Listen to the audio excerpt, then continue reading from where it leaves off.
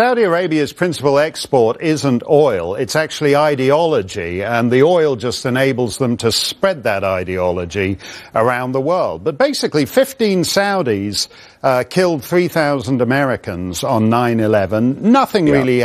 President Bush assured us the Saudis are our friends. We now have a crown prince who Senator Lindsey Graham and others say is patently unstable.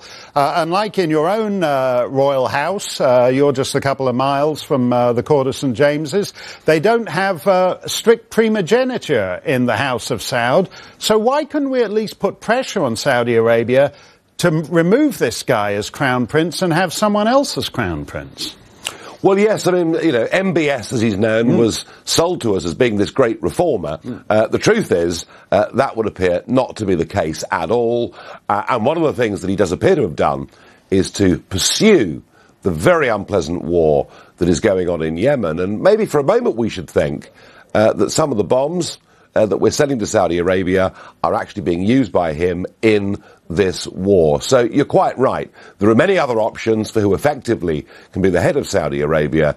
I understand what Trump's saying. I understand in this country Mrs. May's reluctance to be too critical, but we should be saying and doing more.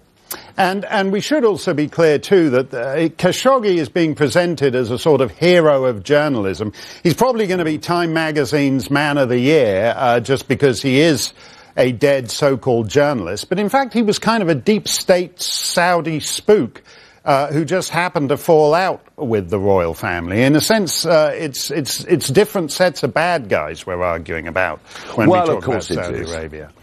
Of course it is. But don't you think actually the truth is all through the Middle East, whether we look at Iraq or Libya or Syria, we keep on playing this game of saying who are the good guys and who are the bad guys, and more often than not, we tend to get it wrong.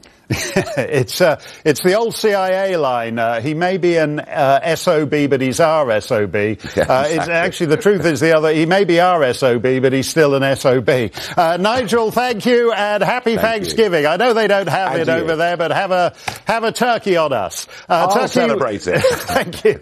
Tucker will be back. Pumpkin pie in London. Don't want to think about that. Tucker is back.